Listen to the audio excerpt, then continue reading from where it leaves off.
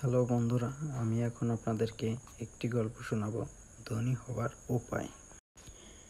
সেদিন নিচের পাড়ের দাওয়ায় বসে তামাক টানছে গোপাল। এমন সময় এক ভদ্রলোক এসে উপস্থিত হলেন। ইনি গোপালের খুবই পরিচিত। ছোটোখাটো কত ব্যবসা করেছেন।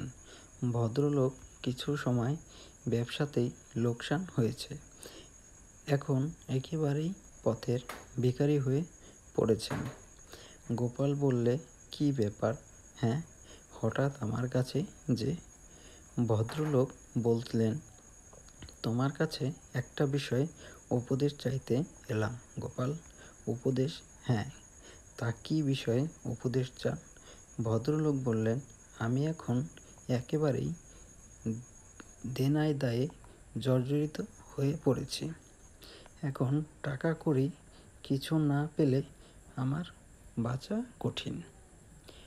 তোমার তো অনেক বুদ্ধি গোপাল, তুমি আমাকে ধনী হবার সহজ উপায় কি বলো? গোপাল তখন হুকুটো মুখ থেকে নামিয়ে বললেন, এ তো খুব সহজ উপায়। আপনি সকলকে বড়লোক হবার উপায় বলে দেওয়ার কথা বলে তাদের কাছ থেকে 10টা করে টাকা নিন। দেখবেন কিছুদিনের মধ্যেই আপনি ধনী হয়ে যাবেন। ভদ্রলোক বললেন, তা উপায়টা তুমি মন্দ বলনি। সত্যি সত্যি এটা ধনী হবার সহজ উপায়। সাধ্যের অধিকারী। গোপালের প্রতিবেশী ছিলেন এক বামুন। তিনি একটা কথা নিয়ে একদিন গোপালের সঙ্গে বামুনের মর্মান্তিক তর্ক করতে করতে বামুন চটে গিয়ে গোপালকে বললেন, তুই উপদেশ নিতে যাবি? গোপাল হাত জোর করে বললেন, সে পথটা তো আমি চিনি নে ঠাকুরদা, দয়া করে আপনি আগে গিয়ে দেখিয়ে দিন। গোপালের এ কথায় বামুন আরও ক্ষেপে গেলেন। রাগের চাপে গলায় পেকারটা হাত দিয়ে উঁচু করে ধরে বললেন, আমার পথটা দেখছিস না? আমার সঙ্গে ঠাট্টা? আমি বলছি তেরাত্তির পোয়াবি নেই। তোর ভিটের বসে আমি তোর শ্রদ্ধা করব। গোপাল হেসে বলল, ভালোই হলো ঠাকুর, আমার একটা দুশ্চিন্তা ঘুচল। ভাবছিলাম আমি মরলে আমার শ্রাদ্ধ করবে কে? এখন দেখছি শ্রাদ্ধের অধিকারী তুইই আছো। গোপালের কথা শুনে বামুন কানে আঙুল দিয়ে ঘুরে ঘুরে পালালেন। আত্মপরিচয়। গোপাল সেজেগুজে রাজসভায় যাচ্ছেন। তার পেছনে দুজন লোক কথা বলতে বলতে আসছিল। গোপাল শুনলেন তাদের একজনকে জিজ্ঞাসা করছে, বলো দেখি সবাই ভাতটার কাপড় মোচক দই একরকম জোড়া জোড়া বলে কেন? তার সঙ্গীটি উত্তর করল, ওরকম কি আর ভদ্রলোকের বলে? যত সব ছোটলোক ফটোলোকের মুখের রকমগুলো জোড়া কথা বেরোয়। গোপাল ফিরিয়ে সেই সঙ্গীটির দিকে চেয়ে মুচকি হেসে বললেন, দাদা, নিজের পরিচয়টা নিজের মুখেই দিয়ে দিলে। সঙ্গীটি গোপালের কথা শুনে হ্যাঁ করে তাকিয়ে রইল। গোপাল ফিরে রাজবাড়ির দিকে চলল। সামান্য জলখাবার। গাঙ্গুলিদের চণ্ডীমণ্ডপে পাড়ার লোকদের আড্ডা বসেছিল। কে কে জল খাবার খায় তার নিয়ে গল্প চলছিল। তখন গোপাল সেই পথ দিয়ে যাচ্ছিল। তাকে দেখে গাঙ্গুলি মশাই ডেকে বললেন, শোনো শোনো গোপাল, এখানে জল খাবারের কথা হচ্ছে, তুমি কি জল খাবার খাও বলো দেখি।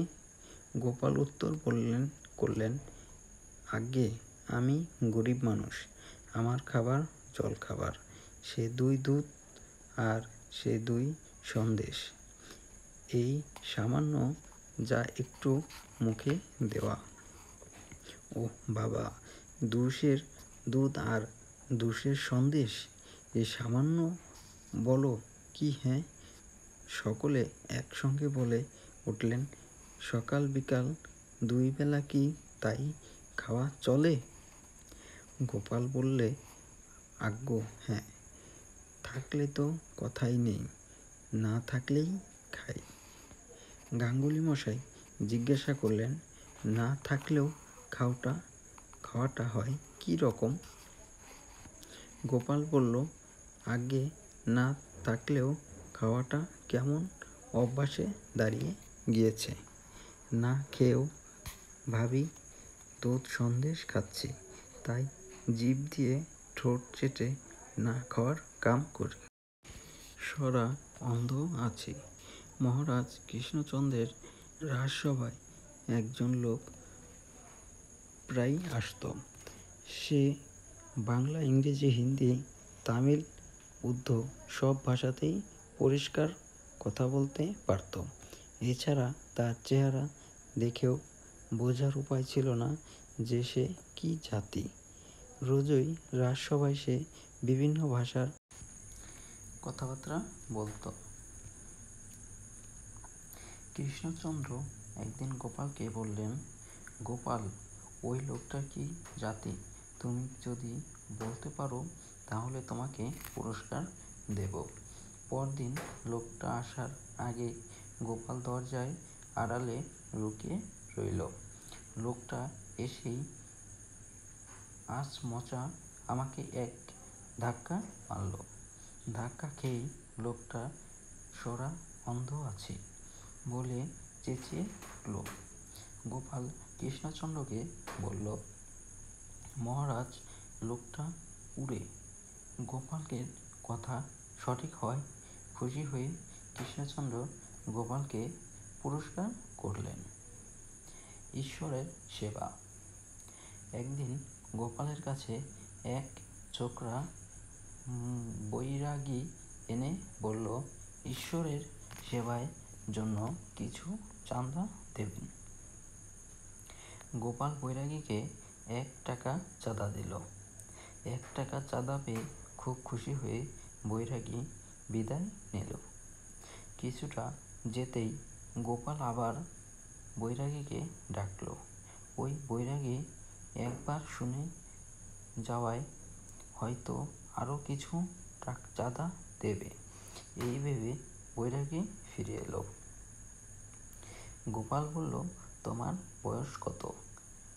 18। গোপাল বলল, আর আমার বয়স 50। তাতে কি হয়েছে? একটু আগেই ঈশ্বরের সেবার জন্য যে টাকাটা নিলে তা ফিরিয়ে দাও, কারণ তোমার আগে আমি স্বর্গে চলে যাব, এতে ঈশ্বরের সেবায় সুযোগ পাব।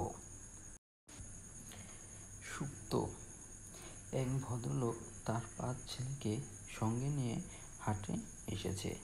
লোকের সাথে দেখা হওয়ায় সে তার ছেলেদের সাথে গোপালের পরিচয় করিয়ে দিয়ে বলল, বড় ছেলের ডাকনাম পটল, মেজো ছেলের ডাকনাম ঝিঙে, আর সেজো ছেলের ডাকনাম কাঁচকলা, চতুর্থ ছেলের ডাকনাম হচ্ছে, আর পঞ্চম ছেলের ডাকনাম আদা।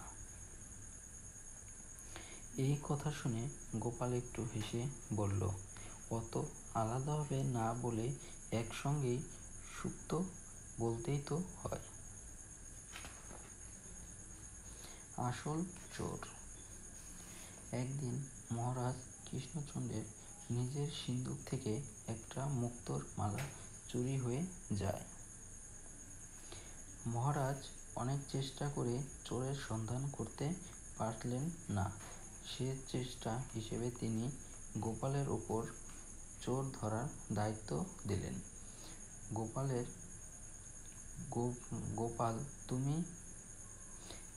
গোপাল, তুমি যদি চোর ধরে দিতে পারো তবে আমি তোমায় পুরস্কার দেব।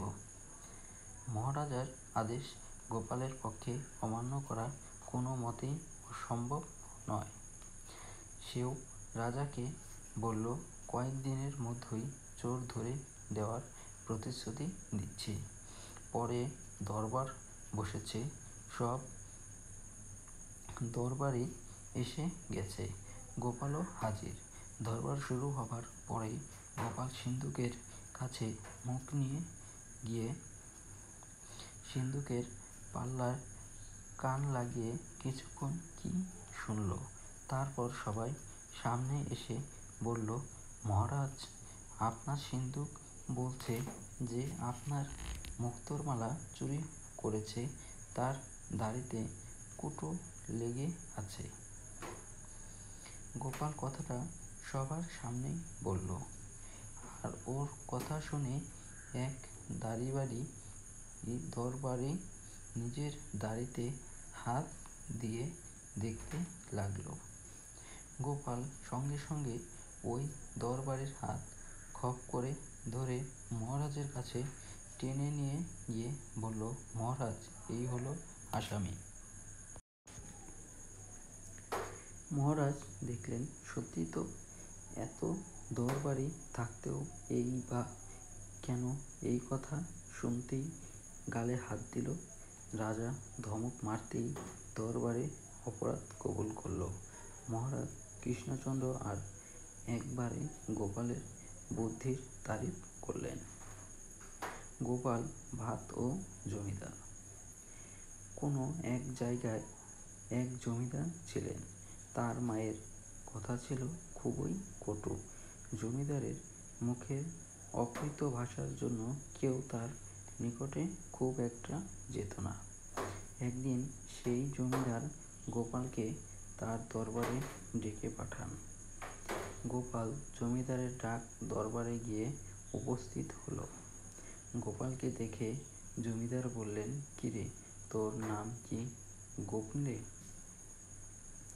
গোপাল এ কথা শুনে উত্তর দিল যে ভদ্র সমাজে তাকে গোপালচন্দ্র বলে ডাকা হয়, আর মধ্যবিত্ত যারা তাকে গোপাল বলে ডাকে তারা পাজি। পাজুরে তারা তাকে গোপালকে বলে ডাকে। মোচ্ছা। কৃষ্ণনন্দের হলবর্ধনে সিংহ নামে একজন সম্ভ্রান্ত জমিদার বাস করতেন। তিনি গোপালের কথা জানতেন এবং সুযোগ পেলেই গোপালের সঙ্গে হাস্যরহস্য জমে যেতেন। একদিন বারান্দা থেকে গোপালকে দেখতে পেয়ে গোপাল গোপাল বলে ডাক উঠলেন। গোপাল কাছে আসার পর তাকে জিজ্ঞাসা করলেন, গোপাল, তোমার আসল নাম কি? একথা শুনেই গোপাল ভিমড়ি খেয়ে মাটিতে পড়ে গেল। জমিদার ব্যস্ত হয়ে দুজন চাকরকে দিয়ে তাকে ঘরে নিয়ে গেলেন। জল বাতাস দিয়ে তাকে সুস্থ করে তুললেন। তারপর গোপালকে জিজ্ঞাসা করলেন, কি গোপাল, তোমার কি কোনো অসুখ হয়েছে? এর উত্তরে গোপাল বলল, না, আমার কোনো অসুখ নেই, তবে কথা আছে না, সিংহাসনে ডাক শুনেই পুরুষের অঙ্গকোষ ক্ষরে যায়, আমিও সেই ভয়ে মূর্ছা গেলাম। গোপালের কথায় সকলে হেসে উঠল। জমিদার মহাশয় তার এরূপ হাস্যরহস্য সৃষ্টির জন্য গোপালকে 10 টাকা দিয়ে পুরস্কার করলেন। গোপাল মহা আনন্দে ফিরে গেল আর বলতে থাকল, আর সিংহাসনে উপর চড়েছি। কানমলা। গোপাল তখন বালক।